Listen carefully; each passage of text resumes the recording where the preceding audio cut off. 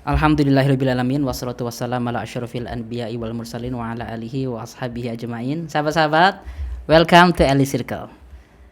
Kita akan berbicara tentang mentalitas. Oke? Nah, sekarang next questionnya gini. Lalu, apa mental yang perlu saya bangun? Gitu kan? Oke Kang, langsung. Jebret aja. Saya siap membina diri, membangun diri.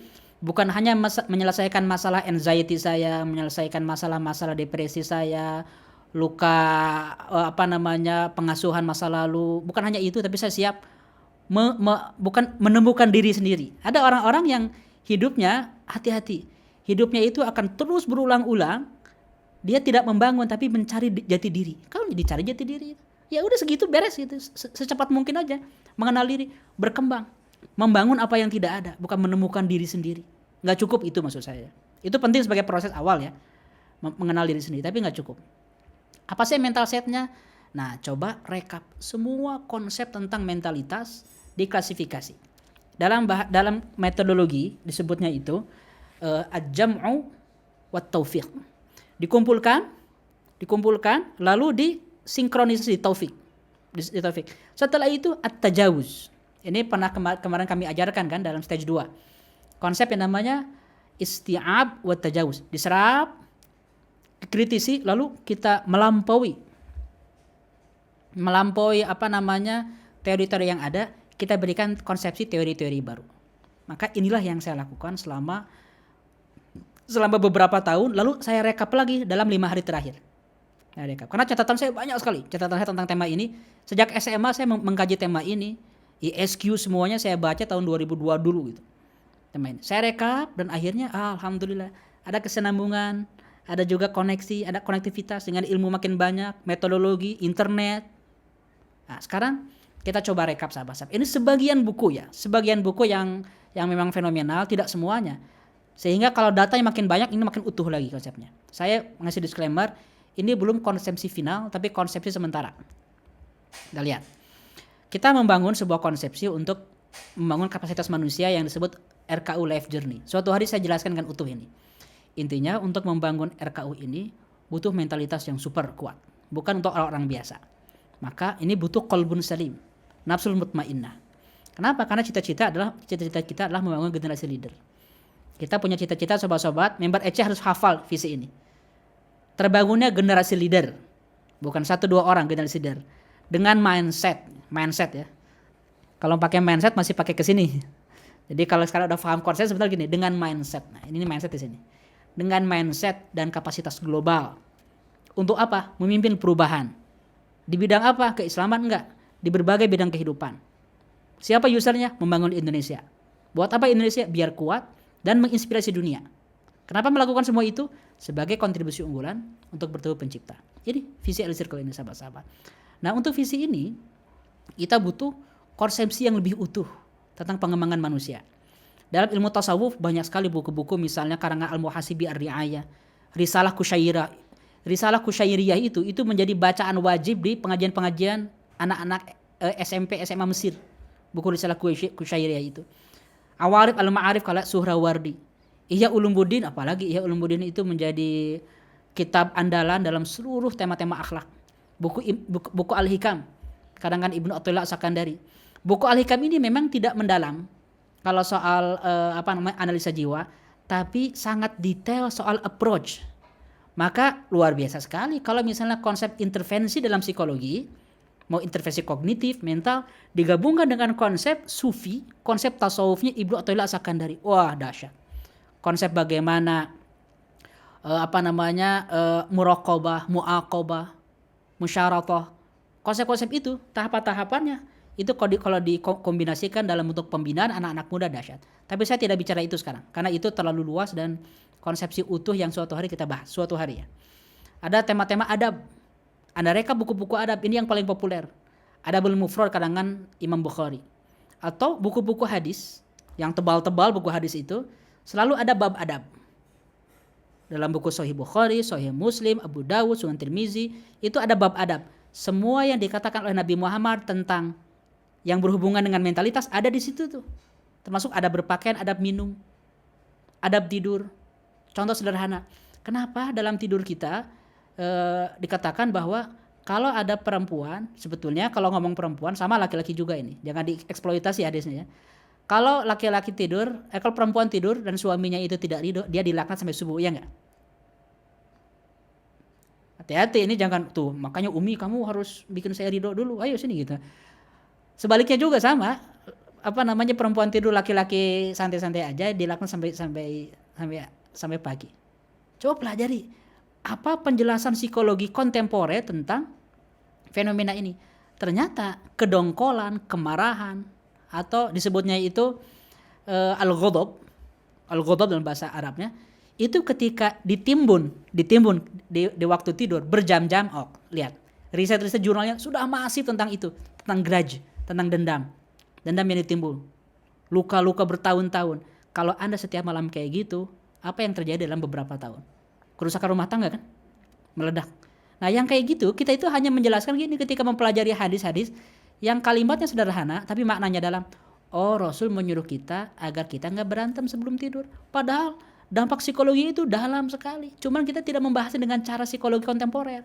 Disitulah fungsi ilmu kontemporer menjelaskan kedalaman hadis Nabi. Nah, itu urusan lain ya tentang menjelaskan. Cuman rekapan dari hadis-hadis yang luar biasa itu ada di sini nih, buku-buku. Al-Jami' Ar-Rawi wal Adab Al-Assami, Khatib Al-Baghdadi, Al-Jami' Al-Bayan wa Ilm wa Fuduluhu, Ibnu Abdul Bar, Al-Adab Asy-Syari'iyah, Mufid Al-Hanbali, Adabud Dunya Waddin. Saya rekomendasikan Anda beli semua judulnya Adabud Dunya Waddin, adab hidup di dunia dan agama. Kalangan Imam Al-Mawardi. Bukan hanya buku tentang politik beliau itu. Min Adabil Islam Abu Fatah Abu Ghuddah, tokoh pendidikan Mesir. Al-Adab Fuad Asy-Syalhub, Jundullah karangan Said Hawa. Direkap semuanya buku-buku ini. Lalu ada seorang psikolog muslim juga ya, ini udah lama menulis bukunya. Dia punya 2 buku. Ilmu Nafs wal Quran dengan Ilmu Nafs wal Hadis. Ilmu psikologi dan Al-Quran, satu lagi ilmu psikologi dan hadis. Quran dan ilmu psikologi, hadis dan ilmu psikologi. Dia merekap tentang mentalitas ini, kurang lebih ini poin-poinnya. Sakinah, stabilitas, istiqlaliyah, independen, confidence, siqah bin nafs, al-mas'uliyah, responsible, hurriyatur ra'i, kebebasan berpendapat, self assertion, lalu juga sober, spirit, al-hamasah. Ini versi beliau. Ada versi yang lain lagi. Ini bukunya Anies Mata, judulnya Membentuk Karakter Cara Islam. Di antara puluhan karakter dia merekap beberapa karakter inti. Ini versi beliau gitu kan. Tekad, ambisi, kesabaran. Ada juga ini buku yang ingin saya presentasikan. Saya sangat menyayangkan ini. Ini buku, Anda tahu nggak kayak gimana buku ini? Judulnya adalah Great Ways of Character of the Kings. Ini adalah buku panduan untuk calon-calon raja. Anda kebayang nggak sekarang kalau ada biaya yang mahal, puluhan miliar, dihibahkan untuk tim riset, untuk meneliti bagaimana cara membangun karakter generasi. Gimana kualitas buku itu? Ditulisnya oleh ilmuwan-ilmuwan hebat. Zaman dulu sahabat-sahabat, khalifah-khalifah, sultan-sultan di Abbasiyah, di Andalusia juga, mereka itu menyuruh ilmuwan-ilmuwan terbaik untuk menuliskan buku-buku hebat untuk panduan bagi anak-anaknya. Ya Syekh, sini. Kata raja ya. Tolong bikinkan buku terbaik buat anak-anak saya. Anak saya akan jadi sultan nih. Kasih buku panduan agar dia menjadi karakter seorang raja yang agung. Ditulislah bukunya ini hanya 1 eksemplar. Kalau mau dicetak cetakan kedua, kalau mau dicetak 2 eksemplar ditulis tangan, 3 eksemplar ditulis tangan kayak gitu. Nah, sekarang buku yang khusus diperuntukkan untuk calon raja yang sangat berkualitas sekarang ada di tangan kita. Ada di tangan kita, tinggal kita baca gitu. Tapi generasi kita tidak membaca buku sejenis ini dan tidak diterjemahkan juga. Buku ini tidak diterjemahkan. Saya membaca buku ini ketika di Mesir dulu, tahun 2008. 2008 saya beli buku ini, saya rekap karakter-karakternya, lalu sebagian buku ini saya jadikan kurikulum pribadi saya di tahun 2008-2009 itu. Karena saya ingin kayak gini nih dulu. Direkap. Jadi bukan sekedar bagaimana saya biar tidak depresi, bagaimana agar saya ini tidak sedih, bagaimana kalau misalnya ditolak untuk jalan tapi enggak kepikiran terus, gimana kalau banyak opsi kita tuh enggak bingung. Bukan itu temanya, tapi Anda mengejar hal-hal kayak gini, lihat. Ini adalah 20 karakter calon raja. Walaupun di sini masih nyampur-nyampur ya, saya kritisi lagi nanti. Ini buku yang diperuntukkan untuk calon-calon raja, cuma nggak dibaca oleh umat Islam yang kayak gini. Buku klasik. Ini seorang ulama Andalus, Ibnu Al-Arzaq ini, di abad ke-15. Ini satu zaman dengan Muhammad Al-Fatih. Kalau Muhammad Al-Fatih di Turki, kalau ini di Andalusia. Di Andalusia. Buku sejenis ini, sahabat-sahabat. Lalu Al-Mawardi. Ini kitab Adabuddin Wadin. Saya rekap inti-intinya ini lah.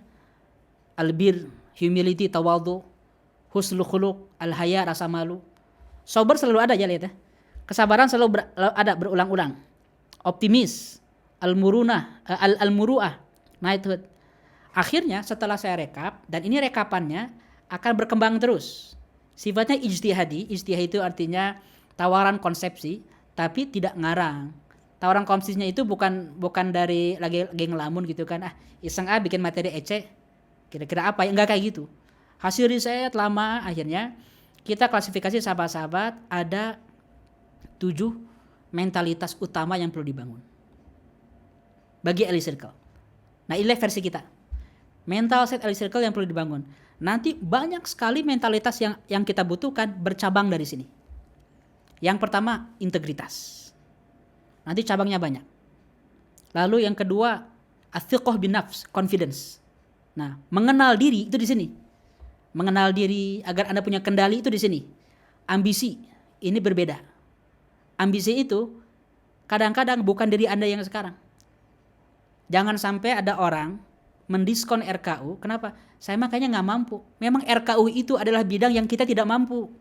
Makanya kita membangun kapasitas diri agar kita memampukan diri. Itu ambisi. Ambisi bahannya berbeda dengan confidence. Patience, kesabaran. Lalu thankful, syukur. Ini kenapa sabar dan syukur berulang-ulang? Karena itu bukan karakter kecil. Itu adalah mentalitas besar yang bercabang di dalamnya, bawahnya. Lalu ar-rahmah, rahmat, kasih sayang. Itu karakter besar itu, mentalitas besar itu, yang bercabang di bawahnya. Terus ar-riayah, riayah itu care. Nah, dari 7 ini, semua yang saya rekap dari berbagai literatur, termasuk literatur psikologi kontemporer, ini masuk ke kategori 7 ini. Ini kategorinya. Memang tidak terlalu terlihat. Nanti kita kasih bagan yang lebih gedenya ya. Dari integritas ini muncul jujur, punya harga diri, wibawa, honor, komitmen. Nih, misalnya gini. Kalau ada yang bilang kayak gini, saya siap bantu di tengah jalan, saya siap bantu untuk full, di tengah jalan Anda mundur, tidak berkomitmen karena Anda tidak punya integritas. Nggak masalah, jangan malu mengakui itu, tapi perbaiki diri sendiri karena Anda tidak punya integritas. Kenapa? Karena Anda tidak komitmen. Sama juga terhadap pasangan, terhadap keuangan itu kan. Nanti saya ini ya akan saya bayar deh berapa nih. Tapi nggak dibayar, nggak punya integritas itu. Kenapa? Di situ loh akarnya. Orang yang tidak punya integritas tidak akan memiliki sifat-sifat ini, mental-mental ini. Dan mental ini nggak kelihatan. Hanya Anda yang bisa melihatnya. Kayaknya saya tinggalin deh, nggak punya integritas. Modesty juga, al-haya, rasa malu. Orang-orang yang nggak malu-malu menampilkan dirinya, joget-joget nggak jelas, meruntuhkan harga dirinya, itu nggak punya integritas. Dia tidak merasa dirinya itu berharga gitu, sehingga tidak punya rasa malu. Dari situ akarnya. Nah, jadi apa yang perlu dibangun adalah membangun integritas. Turunan-turunannya akan kena. Yang kedua, thiqah bin nafs. Thiqah bin nafs itu artinya percaya diri kan, confidence. Muncullah nanti ada sikap hazm. Hazm itu tegas dalam keputusan. Kenapa? Karena Anda percaya dengan diri sendiri. Courage, keberanian, optimis, independen. Saya nggak butuh, nggak bergantung sama orang. Tapi kalau saya minta bantuan, sifatnya kolaborasi. Karena pada dasarnya saya bisa sendirian. Tapi saya ingin melesat, maka melesat bersama, itu kan? Kan tagline kita, melesat bersama. Ada 2 tagline sekarang, melesat bersama dan selamat bersama. Lalu huriyatul ra'i. Anda punya kelapangan mengungkapkan pendapat, nggak malu-malu karena Anda yakin dengan diri sendiri. Yang ketiga, ambisi, at-tumuh. Kalau kata Imam Syafi'i itu, himmati himmatul muluki, ambisiku adalah ambisi seorang raja, kata Imam Syafi'i. Kenapa dia kerja keras seperti itu? Karena saya punya obsesi seperti para raja, katanya. Maka sifat turunannya seperti al-azimah, tekad, determination, serius, jediyah. Tadi di grup ketika Coach Surya nanya di grup EC, apa mentalitas yang perlu dibangun? Salah satunya jediyah. Di sini masuk. keseriusan hidup itu berakal dari ambisi. Orang yang nggak punya ambisi nggak serius. Spirit hamasah. Misalnya saya berkali-kali ditanya gini, gimana Kang Elvani untuk agar kita punya semangat dalam hidup, semangat belajar? Saya jawab pertanyaan itu. Tapi kalau ada waktu 1 jam ngomong, saya akan ngomongnya kayak gini. Yang salah bukan semangatnya. Kalau Anda tidak memiliki tumbuh obsesi besar, nggak mungkin semangat dalam hidup. Tapi kalau Anda punya tumbuh obsesi besar, di depan seluruh masalah pun Anda akan semangat. Anda punya obsesi besar. Jadi yang perlu dibangun apa? Semangat atau obsesi? Ambisinya yang dibangun. Obsesinya. Nah, nanti ada konsepnya. Bagaimana membangun obsesi? Duit. Aktualisasi dirinya Abraham Maslow nggak cukup. Kalau Anda ingin membangun obsesi, pikirin pahala gede di akhirat. Konsep RKU itu akan membangun obsesi, ambisi. Di situ konsepnya sahabat-sahabat. Nanti saya akan ngomong program nanti ya. Saya akan ngomong dulu apa kualifikasi mental yang dibutuhkan oleh seluruh member EC. Apapun bidangnya. Lalu yang keempat, passion, sabar. Oh jelas kalau sabar ini. Seluruh ulama-ulama akhlak, termasuk psikologi juga kontemporer, pasti masukkan passion ini. Turunannya adalah memiliki self control, lalu juga persistence, tidak pantang menyerah gitu, terus maju, self sufficient, tidak gampang cemburu. Akar dari membanding-bandingkan, galau tengah malam karena dia udah liburannya ke Bali ya, kalau saya cuman di Ciwidey, gimana ya macet di Ciwidey-nya juga. Itu karena apa? Cemburu sifatnya itu. Ulama-ulama sudah menjelaskan tentang tema ini, hati-hati. Hasud, cemburu itu membakar semua amal-amal kita. Hasud itu. Kecuali 3 hal. Hasud bagi yang berilmu, orang yang infak, dan orang yang beramal soleh, itu bisa. Lalu apalagi? Kesabaran itu membuat kita tahan marah. Marah itu menghancurkan semuanya. Dari sini. Yang kelima, syukur. Membuat jadi tawadhu, lalu juga syukur itu membuat kita menjadi qanaah, happy, cheerful. Dari sini nih. Sebagian masalah mental issue terjawab di sini, sebagiannya ya. Tapi sebagian mental issue bahkan tidak kepikiran tema-tema ini, sahabat-sahabat. Satisfaction, merasa cukup. Ada tema-tema populer baru, filosofi hidup minimalis. Nah, minimalis. Yang dibutuhkan bukan minimalis, yang dibutuhkan itu adalah ridho. Ridho itu bukan minimalis. Ketika Anda butuh belanja hal yang banyak, belanjalah. Kenapa? Karena butuh untuk profesionalisme, alat-alat. Ayo kita minimalis aja lah, pakai handphone yang 3 juta, lalu juga mikrofonnya ya ini aja mikrofon pakai yang 100.000 gitu kan. Keresak tes kedengeran enggak? Repot gitu. Minimalis kayak gitu bukan minimalis. Rasulullah kalau hari ini ada akan menggunakan mobil terbaik untuk perjuangan, kantor terbaik, alat terbaik untuk filmnya. Rasulullah menggunakan kuda terbaik, bukan kuda reot. Jadi bukan minimalis, ridho, qanaah itu beda. Itu bukan minimalis, susah betul. Susah itu mah. Atau lebih tepatnya bukan susah, realistis. Saya hidup minimalis. Kenapa? Saya menghasilkan cuma 2 juta. Oh, itu realistis juga minimalis. Kawan-kawan. Thankful, compassion. Compassion itu rahmah. Rahmatan lil alamin di sini nih. Efeknya apa? Pemaaf, baik, lalu juga lembut, halus, fleksibel, easy going. Easy going itu bagian dari mental. Ada sesuatu yang ini menjadi hak Anda, tapi nggak terlalu signifikan lah gitu. Misalnya apa ya? Misal ini ya. Anda punya waktu santai dan juga nggak terburu-buru. Di belakang Anda ada orang tua yang megang anak, belanjaannya 10 item. Anda cuman belanjanya cuma 3 item. Anda punya belanjanya cukup banyak gitu. Setelah itu dia mau nyelonong gitu kan. Dia nggak punya adab nih, nyelonong gitu. Lalu kita memperjuangkan hak, dan ini benar. Namanya itu integrity. Nggak bisa gitu, Bu. Ibu ngantri mau kayak gimana juga. Ibu nggak belajar PPKN ya gitu kan. Nah, itu integritas. Tapi integritas itu ketika dibarengi dengan compassion, ya udahlah, nggak apa-apa, kasihan. Itu ada efeknya. Siapa yang memudahkan urusan hamba di dunia, Allah akan memudahkan urusannya di akhirat. Itu ada efeknya. Nah, pemahaman kognitif itu akan membangun mentalitas kita. Ya udahlah, nggak apa-apa. Tapi ketika ya udah nggak apa-apanya terlalu banyak, itu masuk ke integritas nanti. Anda nggak punya integritas, Anda nggak punya ambisi, Anda nggak punya profesionalitas. Ya udahlah, afwan akhi, ya udahlah, kerjaan berantakan, seluruh tim hancur, pecat. Nggak perform, pecat. Itu penting, integritas itu. Kenapa? Karena compassion kita diletakkan bukan pada tempatnya, semuanya jadi akan merasakan dampaknya, kawan-kawan. Lalu yang terakhir care.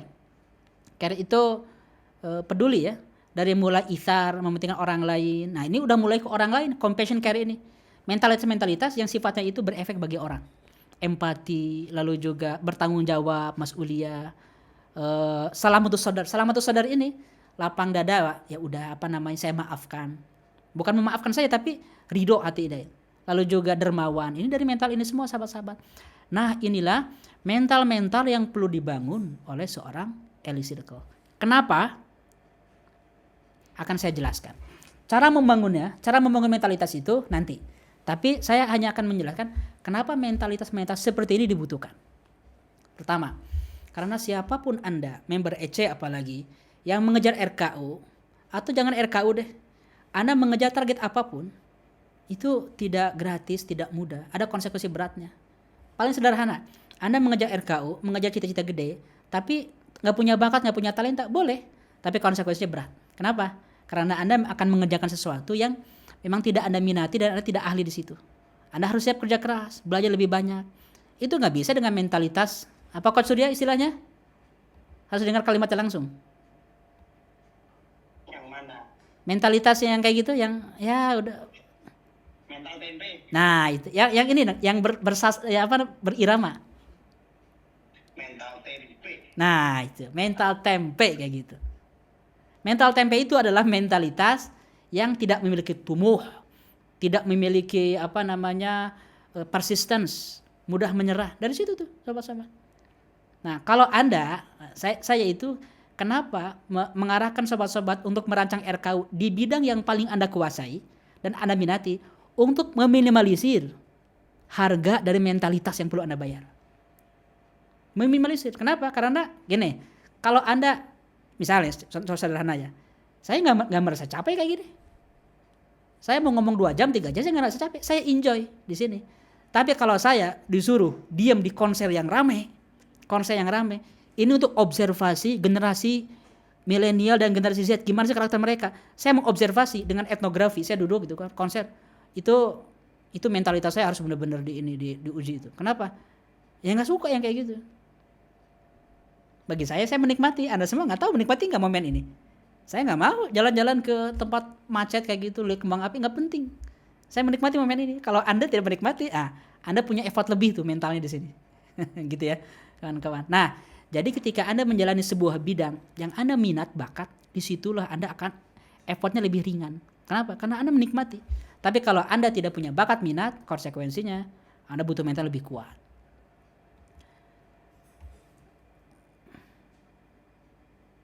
Yang lain ya. Pernahkah Anda mendapatkan stimulus motivasi untuk mengajar sesuatu yang tanpa diberikan pengetahuan akan semua tantangannya? Pernah nggak? Training, materi, pokoknya selama kamu bercita-cita, kamu pasti bisa. Bayangkan kapal pesiar, kamu akan punya kapal pesiar. Bayangkan Eiffel, nanti Eiffelnya akan ada di belakang, bergoyang-goyang. Yang penting bisa itu kan. Nah, itu hati-hati sobat-sobat. Kenapa? Ada harganya, ada harga mental yang perlu dibayar gitu. Ada harga mental yang perlu dibayar. Asalkan bisa kamu sukses. Follow your passion. Ingat ya, saya ini mengajarkan agar Anda follow your passion. Tapi saya mengajarkan setelah itu bahwa Anda harus memiliki mentalitas yang kuat. Karena kalau hanya follow your passion dengan mentalitas tempe, pasti hancur. Jadi nggak cukup sahabat-sahabat. Follow your passion itu harus siap dengan semua konsekuensinya. Jadi nggak cukup dengan janji manis bahwa nanti akan sukses semuanya. Pokoknya kalau ikut dengan training ini, semua akan lancar, income melesat, segera swipe up gini kan. Ada konsekuensi-konsekuensinya sahabat-sahabat. Saya nggak bilang mudah, justru saya sejak awal ngewanti-wanti ini berat. Kalau nggak siap nggak usah sahabat-sahabat. Amal besar, pahala besar nih. Ini mentalitas juga nih. Ini bagi sahabat-sahabat yang masih gini. Ada orang belum mengajar sesuatu karena dia ini memang butuh waktu atau sedang mengumpulkan tenaga. That's okay. Tapi ada orang yang tidak mau mengajar sesuatu karena nggak percaya. Akan saya lawan itu. Kenapa? Karena saya ingin memperbaiki cara kita berpikir. Yaitu tentang RKU ini. Penting sekali sahabat-sahabat. Banyak orang berpikir bahwa menjadi seorang muslim dengan amal-amal sehari-harinya, salat, zakat, infak, sedekah itu saya kan muslim yang baik, insya Allah saya akan masuk surga. Gak akan, beneran. Gak akan. Kata siapa? Kata Allah Subhanahu wa taala, gak cukup. Gak cukup lah gitu. Untuk membayar, nanti kalau saya jelaskan tentang yaumul hisab, untuk membayar semua dosa yang pernah kita lakukan, untuk membayar semua sakit hati orang, untuk membayar semua hak orang yang diambil, itu udah ludes. Disebutnya al-muflis, orang yang bangkrut. Lalu dosa mereka ditambah ke kita. Gak cukup amal-amal kita, beneran demi Allah gak cukup. Kata Allah Subhanahu wa taala, aja'altum siqayatal hajj wa imaratal masjidil harami kaman amana billahi wal yawmil akhir wa jahida fisabilillah. Apakah kalian mengira dengan, mohon maaf di mute dulu sobat-sobat. Mohon operator lihat siapa yang tidak mute langsung. Lihat sobat-sobatnya, kata Allah Subhanahu wa taala, apakah kalian mengira memakmurkan Masjidil Haram? Menurut Anda semua nih, kalau ada orang yang jadi pengurus masjid di komplek dengan menjadi pengurus masjid di Mekah, lebih agung mana posisinya bagi Anda semua di sini? Lalu tiba-tiba ada podcast itu kan. Oh, gimana ceritanya Anda sebagai mahasiswa Indonesia dipercaya oleh pemerintah Saudi Arabia sebagai pengelola Masjidil Haram? Ya alhamdulillah. Dia pasti akan bangga sekali dan juga akan luar biasa derajatnya. Saya akan remove Sania Zulfa kalau ini lagi bocor lagi karena cukup mengganggu sobat-sobat. Baik ya. Saya lanjutkan. Jadi kalau misalnya ada orang berkhidmat untuk Masjidil Haram, pasti bagi kita itu udah gede sekali pahalanya. Tapi kata Allah nih ya, apakah kalian mengira memberi minum bagi orang yang mengerjakan ibadah haji dan mengurus Masjidil Haram sama dengan orang-orang yang berjuang di jalan Allah dan untuk hari akhir, mereka tidak sama di depan Allah Subhanahu wa taala. Dan Allah tidak memberi hidayah bagi orang-orang yang zalim. Lalu, orang-orang yang Allah harapkan adalah alladzina amanu wa hajaru wa jahadu, orang yang beriman, hijrah dan berjihad fisabilillah di jalan Allah dengan hartanya bi amwalihim wa anfusihim dengan nyawanya. A'dhamu darajatan, lebih tinggi derajatnya di depan Allah, wa ulaika humul faizun, itulah orang-orang yang menang, kata Allah ini. Jadi, kalau Anda ingin membangun tumbuh obsesi, pasanglah target-target yang gede banget dampaknya, karena amal-amal sehari-hari itu tidak cukup berdasarkan surat At-Taubah ayat 19 dan 20. Dan ayat kayak gini banyak sekali. Al-Baqarah 214 nih. Ini kritikan bagi orang-orang yang delusional. Atau delusional apa bahasa Indonesianya? Ngimpi lu gitu. Pemimpi tapi delusi ya, delusional itu. Apakah kalian mengira am hasibtum an tadkhulul jannata? Apakah kalian mengira akan masuk surga? Wahai orang-orang halu ini kan. Walamma ya'tikum, padahal belum datang. Mathalul ladzina khalau min qablikum, belum datang cobaan seperti yang menimpa orang sebelum kalian. Cobaan apa nih kata Allah nih? Masathumul ba'sa, ditimpa oleh kemelaratan, wadharra, lalu juga oleh penderitaan, wazulzilu hatta yaqula rasulu walladzina amanu ma'ahu mata nasrullah ala inna nasrallahi qarib. Sampai mereka itu digoncang segoncang-goncangnya Nabi dan orang-orang beriman bersama Nabi, sampai bilang kayak gini, kapan datang pertolongan Allah, saking beratnya. Akan datang masa kayak gitu baru kalian bisa masuk surga. Jadi saya tidak ngarang sobat-sobat ketika ngomong RKU penting gitu, enggak ngarang. Kang Elvani ngarang itu untuk branding. Iya, itu branding RKU. Esensi RKU itu adalah amal terbaik, ahsanu amala, yang akan menyelamatkan kita di padang mahsyar untuk menuju surga. Untuk mendapatkan rahmat Allah menuju surga.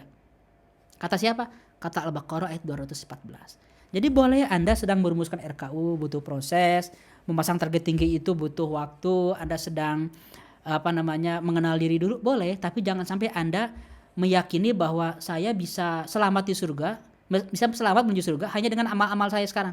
Gak cukup. Halu kayak gitu. Beneran. Halu ya seperti itu. Jadi ada konsekuensinya. Maka merumuskan kontribusi unggulan bisa dituliskan semua orang, tapi hanya bisa diraih oleh para visioner yang bermental pemenang. Maka kalau Anda punya RKU kayak gitu, butuh mentalitas yang kuat. Butuh mentalitas, strategi, mentor, durasi yang panjang, butuh modal, aset, butuh komunitas. Ini harga yang perlu Anda bayar loh. Maka sobat-sobat, saya tahu ada yang mikir kayak gini.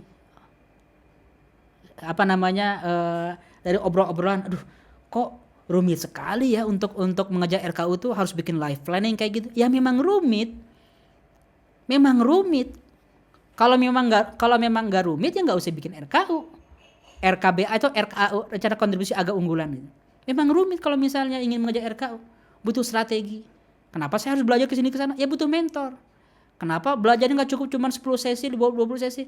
Ya Anda perlu belajar 30 tahun. Lama. Kenapa harus ini harus itu? Emang harus bayar Anda.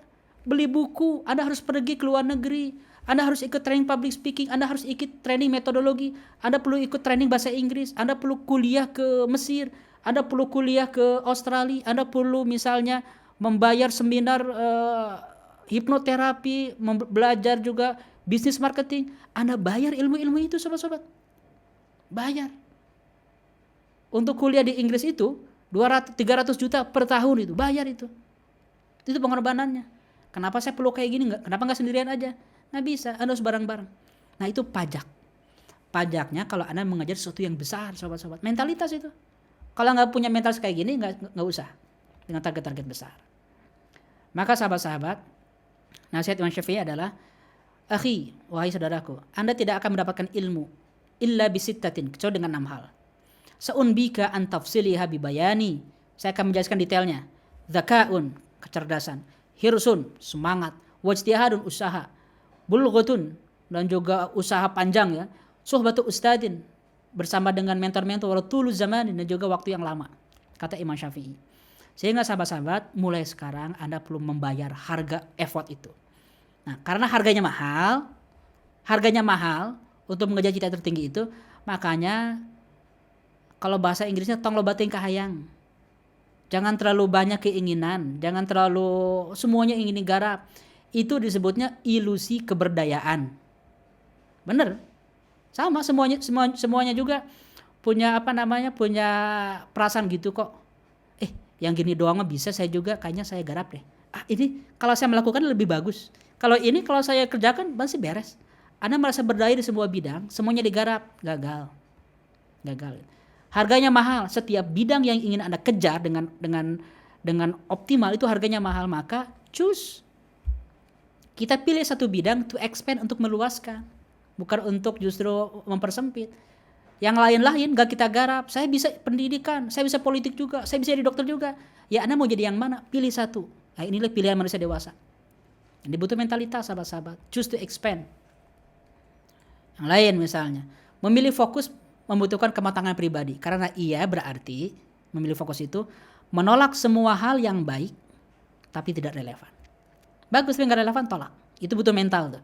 Butuh mengenal diri, athiqah bin nafs, percaya diri. Ketika Anda memilih bidang, teman kita seangkatan memilih bidang yang lain, ternyata cuan. Kayaknya bidang ini nggak cocok nih. Anda nggak percaya diri itu.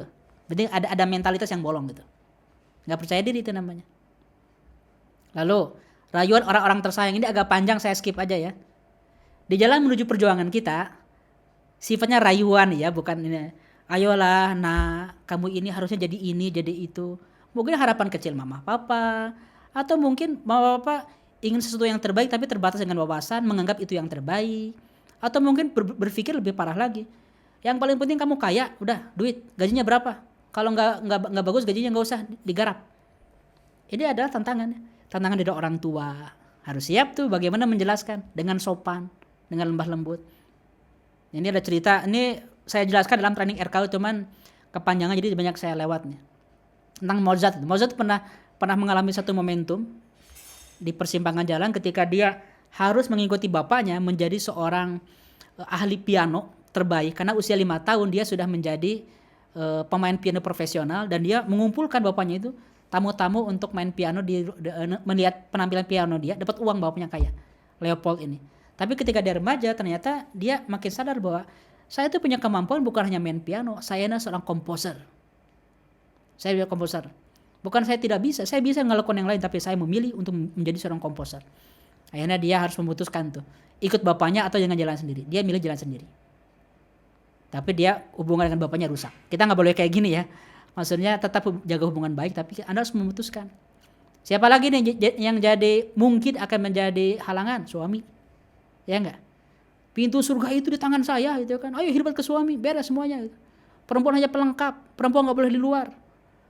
Perempuan karirnya, ilmunya, gelarnya nggak boleh melebihi suami. Ini kan masalah-masalah nih. Baik masalah mindset suami ataupun masalah soal teknis. Waktu istri juga sama. Sayang kemana? Kok sibuk terus? Aku kan butuh kamu. Wah repot kayak gini nih. Udah mulai galau tuh. Seperti si Berlin. Lagi belum tahu Berlin. Lagi fokus pencurian akhirnya galau dia karena dia ada masalah cinta. Hashtag Netflix. Anda bisa lihat itu nanti. Jadi gara-gara perempuan kadang-kadang berantakan urusan orang. Gara-gara urusan orang jadi masalah juga sama-sama. Jangan sampai jadi masalah. Coba di filter baik-baik nanti ta'aruf.com ya nih. Sikri. Jadi untuk masuk ta'aruf.com harus punya RKU. Nah, RKU. Sama-sama ketemuan harus sama-sama mendukung misi masing-masing. Masuk istri ya, kawan-kawan. Lalu apalagi nih? Nah ini hal yang paling jarang difahami kawan-kawan. Terutama bagi orang-orang yang tidak mengkaji ilmu politik. Karena saya pengkaji ilmu politik, saya mengkaji ini udah lama, lalu juga saya membaca buku sejarah, jadi sangat nampak ancaman di depan mata saya itu. Di berbagai bidang. Hanya karena kita ini berniat baik dan membangun kebaikan, bukan berarti dunia ini menyambut sobat-sobat. Oh, Anda ingin membangun lingkungan, ahlan wa sahlan, silakan. Bangun jalan yang rapi, yang yang sejuk.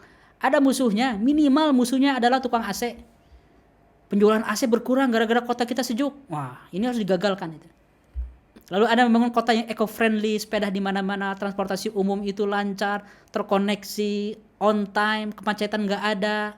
Kenapa ya penjualan mobil dan motor kita jadi jadi berkurang? Siapa ini otaknya? Oh, otaknya ternyata Lulu ini yang membangun gerakan Mikir lewat Elit Circle. Siapa otaknya? Oh, Elvandi. Wah, udah ini saya kena.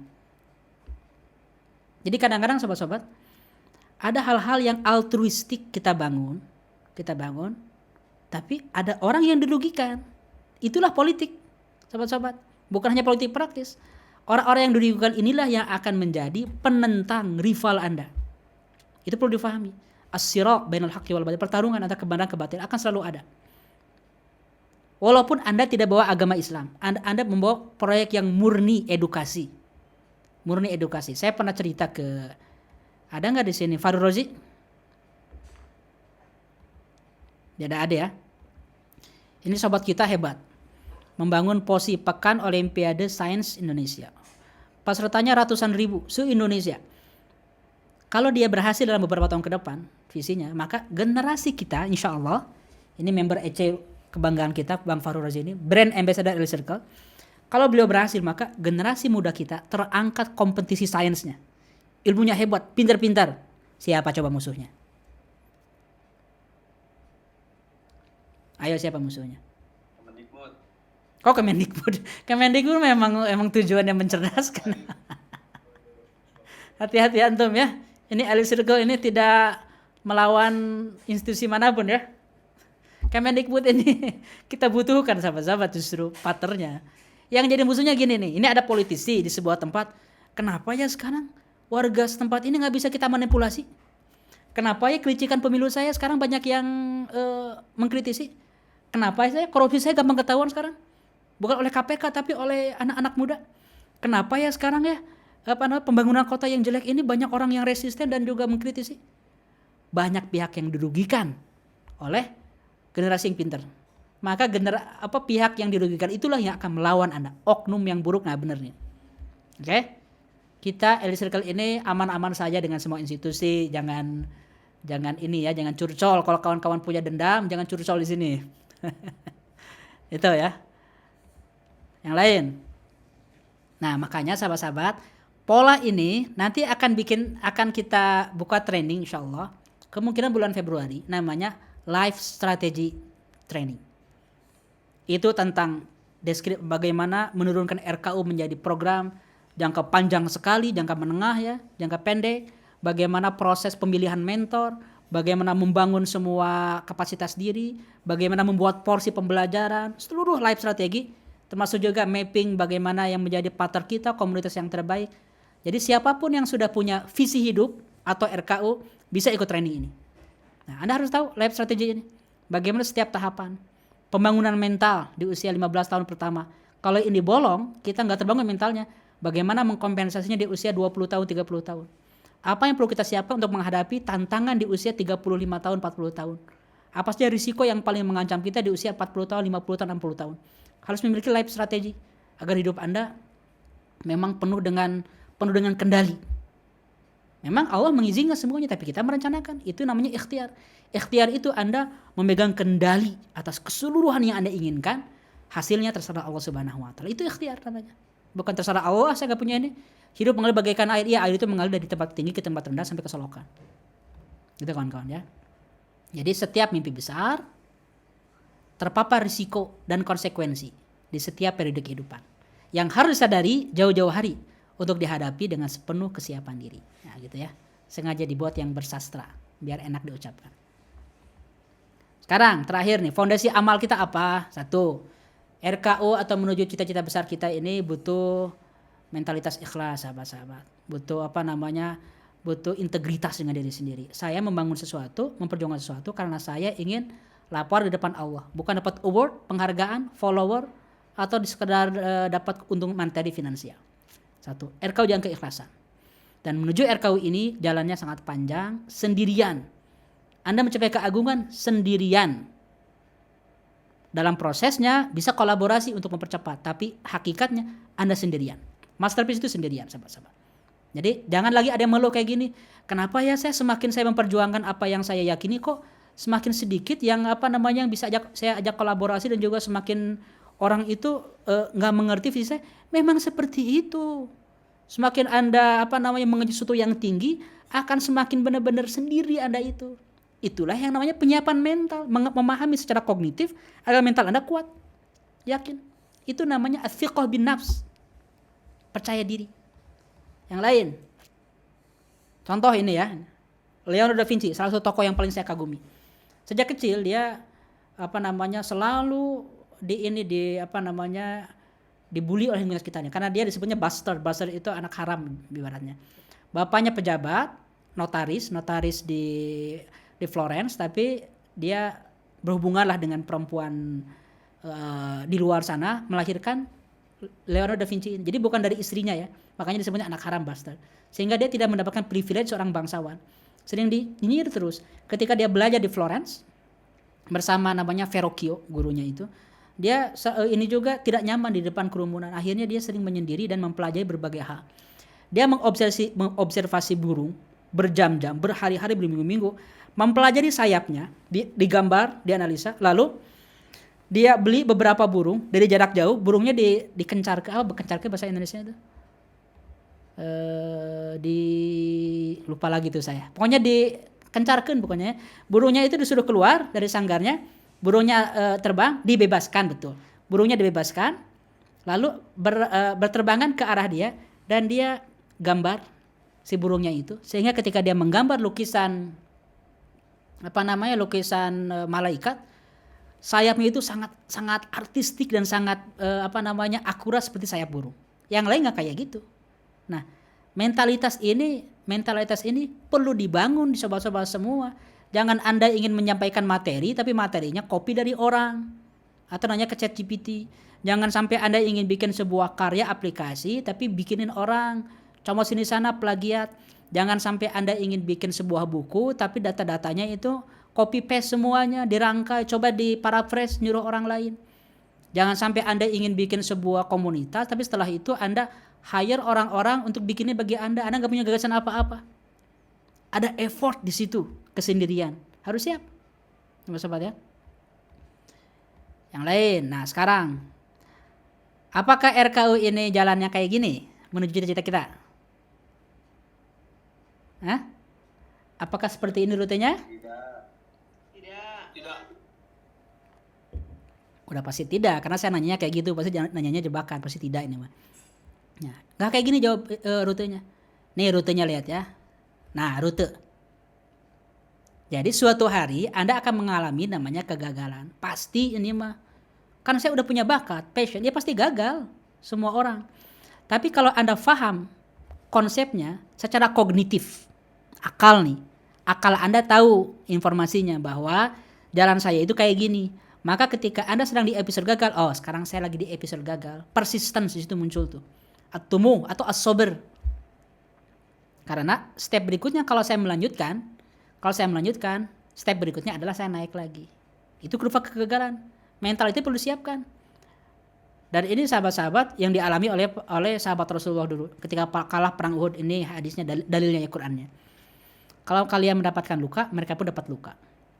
Itulah hari-hari yang kami pergulirkan, kata Allah Subhanahu wa taala. Kurva kemenangan. Kalau Anda lagi menang, nah di situ at-tawadhu. Kenapa? Karena kalau Anda lagi menang, kurva berikutnya walaupun Anda naik terus, biasanya ada jatuhnya lagi. Kalau salah jalan, diperbaiki jalan awalnya. Makanya tujuan awal harus benar. Masalah terbesar anak muda adalah salah jalan, bukan gagal di perjalanan. Makanya materi pertama Elite Circle itu 2. Visi global Islam dan RKU. Bagi Elite Circle, RKU itu ke depan akan jadi kewajiban. Kalau nggak punya, bahkan sekarang tuh masih semuanya masih bisa jadi member. Nanti ke depan dalam beberapa bulan lagi akan kita seleksi siapa yang kita lantik menjadi member Elite Circle, itu orang yang punya cita-cita. Nggak apa-apa sedikit, tapi berkualitas. Karena kalau nggak punya RKU susah beneran. Kalau nggak punya cita-cita atau minimal cita-cita kecil lah ya, nggak punya arah, mau di gimana juga susah.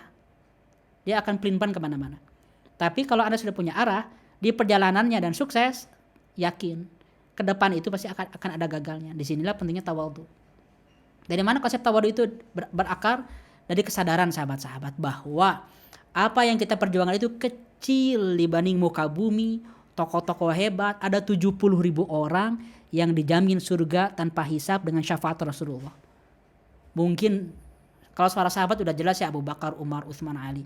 Tapi di situ mungkin ya ada Imam Syafi'i, ada Imam Bukhari, ada Imam Al-Ghazali, ada pahlawan seperti Salahuddin Al-Ayyubi, ada Mudhaffar Qutuz, ada juga Abdurrahman bin Muawiyah. Mungkin ada Buya Hamka, ada Jenderal Sudirman. Anda tahu apa yang perlu Anda kejar. Bagi orang-orang, anak-anak muda yang sekarang sedang prestatif, sedang sukses, sedang maju, sedang naik daun, sedang viral, sedang dielu-elukan, lu gitu kan.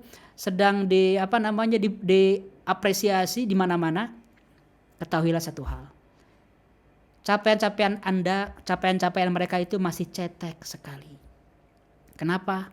Karena kesuksesan itu masuk surga. Titik. Kesuksesan itu. Maka kesuksesan itu adalah orang yang obsesinya tinggi, itu bukan yang RKU-nya berdampak, nggak cukup. Orang yang obsesinya tinggi adalah orang yang ingin masuk menjadi 70.000 teratas dalam daftar yang masuk surga tanpa hisab. Yang ikut dalam Hudaybiyah, yang insya Allah itu ahli surga semua, ada 1.400 orang dalam Hudaybiyah itu. Kalau kita jumlahkan 1.400 orang, kalau kita kurangi berarti tinggal tersisa berapa tuh? 68.600 orang, ya enggak? 68.600 orang yang tersisa limited seat tuh. Dari 68.600 orang, di situ ada yang mati syahid dalam perang Yarmuk.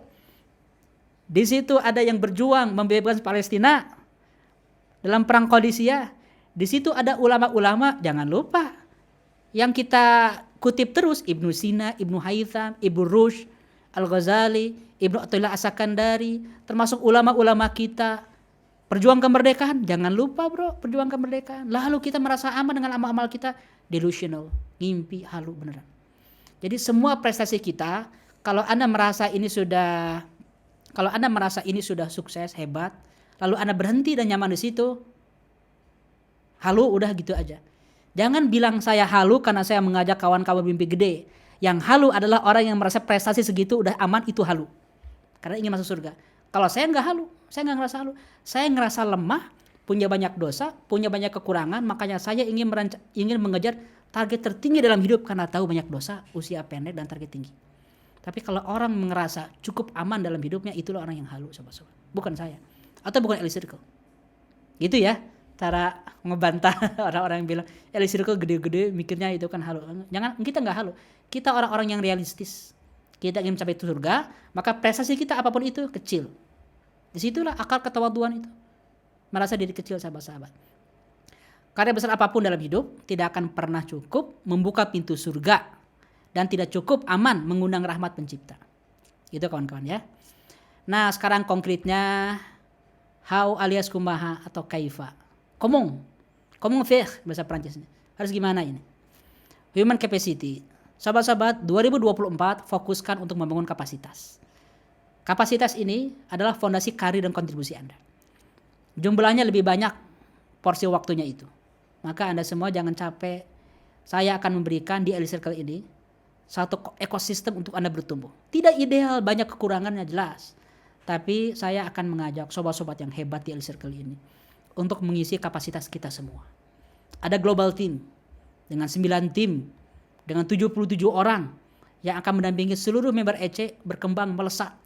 Ada coach Sony, coach Coki, coach Rizky Anan, coach Fatwa, coach Zen, coach Surya yang akan mendampingi kawan-kawan semua. Ada juga training, ada juga EC Talk. Ini semua akan menjadi sarana kita bertumbuh sahabat. Ini yang jadi fokus kita, human capacity. Fokusnya adalah emosional, spiritual, fisik dan spiritual. Dan juga intelektual. Ini yang perlu kita bangun, rasionya harus jelas. Maka Anda semua kalau ingin karir meresat, investasi di sini, di kapasitas ini. Semakin semakin kokoh kapasitas kita, semakin melesat karir. Semakin melesat karir, semakin juga berkembang kontribusi kita. Ada batas umur nggak di sini? Pertanyaan? Nggak ada batas umur. Anda memulai ketika Anda sadar, itu aja. Nggak ada batas umur. Yang jelas, semakin Anda telat, semakin Anda harus effort untuk mengejar semua ketertinggalan. Bahkan mentalitas itu dibangunnya di usia 0-15 tahun. Karena tidak ada training mental itu sehari 2 hari. Training mental agar Anda bertanggung jawab. Nggak bisa itu dengan training satu malam. Kalau Anda tidak berlatih bertanggung jawab dari kecil, nggak bakal bertanggung jawab. Kecuali kalau Anda memaksa diri Anda untuk dalam sebuah pengkondisian, diintervensi oleh faktor eksternal, Anda masuk ke sebuah ekosistem, berlatih bertanggung jawab sama setahun, 2 tahun, 3 tahun, barulah terbangun mentalitasnya. Anda mentalitasnya memang apa istilahnya itu, fauria itu bahasa apa saya Inggrisnya fauria, ada yang bisa bahasa Arab? Spontanitas nyablak gitu. Nggak bisa ngontrol diri. Fauria, langsung aja ngomong. Sejak kecil kayak gitu, nggak bisa berubah itu udah gede. Sudah menjadi karakter. Bagaimana mengubahnya? Nanti saya kasih tahu caranya. Lalu fokus Anda adalah memperluas jaringan. Di Elite Circle ini insya Allah kita akan memfasilitasinya. Kenal dengan berbagai musim seluruh dunia, dengan member EC di luar negeri yang sekarang makin banyak. Dan juga Anda mentalitas yang perlu dibangun minimal ke depan adalah Anda siap dengan masalah. Ini adalah bagan yang digambar oleh Rasulullah ini. Hidup kita ini kata Rasulullah, satu garis lurus ini harapan kita. Dibatasi harapan kita oleh maut. Dari mulai lahir sampai maut, sebetulnya hidup kita adalah perjalanan mengalahkan masalah. Jadi kalau ada member EC yang tidak mau menerima masalah, yang aduh berat, ini susah kayaknya, itu kan masalah susah itu.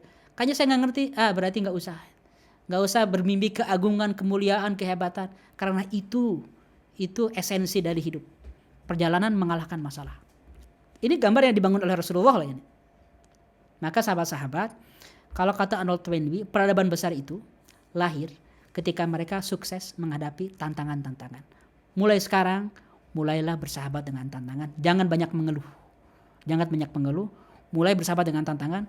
Hadirkan visi yang gede, RKU yang besar, dengan analisa bakat, minat kita, lingkungan strategis, peran strategis, Taufik Robani, dan segera tuliskan. Member-member yang ikut training RKU, segera tuliskan kanvasnya, dan segera rumuskan RKU-nya apa. Ini adalah starting point Anda untuk membangun mentalitas. Jadi, bagaimana konsep terakhir ini? Ada 3 tahap membangun mentalitas itu. Tahap 1, 2, dan 3. Ini konsep yang diperkenalkan oleh Ibnu Qayyim Al-Jauziyah. Diawali dari fondasi kesini terus ya, kesini nih. Fondasi mindset kita. Mindset kita dari ontologi, yakin dengan Allah Subhanahu wa taala, metodologi, sumber kita Quran, Sunnah dan literatur kontemporer. Itu sumber kita. Dari situlah kita mulai memfilter yang masuk ke dalam otak, difilter metodologinya. Agar apa? Agar yang diproses juga benar. Jadi pembangunan mental itu tahap pertamanya dimulai dari yang masuk ke dalam otak, diproses oleh akal atau diproses oleh jantung yang namanya berakal. Fase pertama adalah khatirah, lintasan pikiran. Apa yang kita lihat, apa yang kita dengar, itu akan masuk lewat panca indera, masuk ke otak. Itu akan menjadi kepikiran sebagai khatirah. Dari kepikiran itu akan menjadi keingat-ingat, jadi teringat-ingat disebut zakirah. Dari zakirah itu jadi gagasan. Kayaknya ini bagus deh. Saya pengen ini, saya pengen itu. Aduh dia cantik banget, gimana kalau saya DM? Oh dia ganteng banget, gimana kalau saya tag biar dia nge-DM? Wah, itu namanya fikroh, ide. Dari ide, dari keinginan kolbu kita, ide itu masuk ke fase kedua. Nah, fase kedua inilah pembentukan mental, iradah. Jadi keinginan, jadi keyakinan, jadi azam, jadi tekad. Setelah tekad harus saya lakukan, udah nggak ada batas lagi, langsung menjadi tindakan, amal. Dari tindakan kita ulang-ulang menjadi adah kebiasaan. Kebiasaan kita pertahankan selama setahun, 2 tahun, puluhan tahun, itu menjadi karakter syakhsiyah, kepribadian kita. Barulah kita menjadi manusia yang baru, new you. Nah, bagaimana proses pengkondisian ini? Disinilah Elite Circle insya Allah akan mendampingi kawan-kawan selama puluhan tahun ke depan, agar Anda semua menjadi new you, bukan sesuai dengan yang saya inginkan, tapi sesuai dengan yang Anda inginkan, yang Anda pikirkan, yang Anda harapkan. Maka sahabat-sahabat, 2024 kalau Anda ingin memperbaiki mental, membangun mental, bangunlah mentalitas berikut. Bangun. Yaitu mentalitas untuk menjadi seorang yang compassion, menjadi orang integritas, ambisi, dan juga orang yang memiliki confidence, orang memiliki rasa syukur, juga orang memiliki kesabaran, care, dan juga orang memiliki rahmatan lil alamin. Nah gitu kawan-kawan ya, mentalitas yang perlu dibangun di Elite Circle. 7 hal ini. Maka mulailah bersahabat dengan risiko besar. Kenapa? Karena masa risiko besar itu mematikan mental pengejar kenyamanan. Tapi justru menstimulus mentalitas kemampuan terbaik orang-orang yang mengejar puncak tertinggi dalam karya peradaban. Terima kasih. Assalamualaikum warahmatullahi wabarakatuh. Luar biasa, 7 pertanyaan. Anda tahu kenapa saya santai tadi, nggak mencatat, nggak apa? Karena semua pertanyaannya tidak akan saya jawab malam ini. Makanya saya tadi udah semuanya jawab. Sengaja kawan-kawan semua. Ini adalah materi yang utuh. Dan materinya ini juga pasti menstimulus pikiran kawan-kawan. Terlihat tadi dari pertanyaannya, spektrum pertanyaannya luas sekali. Ada yang soal pribadi, distraction, memilih, fokus, konsistensi, sampai mempertanyakan beberapa teori. Bahkan ada yang mempertanyakan konten-konten yang kitab-kitab Turos, Imam Al-Ghazali, ataupun yang lain, Al-Balkhi. Sampai konsep tentang OCD juga. Obsessive compulsion disorder. Yang berhubungan dengan ibadah, wudhu berkali-kali, ngerasa nggak bersih terus. Ada konsepnya dijelaskan oleh ulama-ulama kita. Banyak yang dijelaskan juga oleh Profesor Hussein Rasul itu. Semuanya insya Allah akan saya formulasikan, akan saya bahas dalam next Elite Circle Talk. Jadi ada jilid 2-nya untuk membangun mental ini di sesi berikutnya. Jadi kawan-kawan yang sudah hadir sekarang, hadir lagi di sesi berikutnya dalam Elite Talk. Insya Allah akan saya formulasikan dalam bentuk materi yang utuh dan sistematis. Yang paling penting saya ingin menyampaikan satu statement terakhir. Di momen ini sahabat-sahabat, kami ini bercita-cita gini. Bahwa kawan-kawan ini oke lah sobat-sobat. Kalau tadi ibaratnya ini ada individu seorang pemuda milenial yang mengalami mental issue. Mental issue ini perlu diselesaikan. Menjadi mental health yang seperti yang sekarang sering kita dengarkan. Oke di situ dulu. Tapi nggak selesai di situ. Ada satu mental target satu mental set yang perlu kita kejar, great mentality, winning mentality yang perlu kita kejar, walaupun ada sedang di sini. Ketika draft materinya saya diskusikan dengan Coach Surya, apa katanya? Coach Surya ada nggak di sini? Ada dong. Oh ada. Oke, Kang El. Berarti Kang El ini ingin ngajak orang-orang kontribusi, ibaratnya kontribusi finansial ketika mereka punya banyak utang. Ingin mengajak generasi ini untuk mikirin perubahan ketika mereka suruh bangun tidur sholat subuh aja nggak bisa. Ingin mengajak mereka menciptakan impact, sedangkan mereka untuk diri sendiri tidak bisa berimpact. Saya bilang yes, itu yang kita inginkan.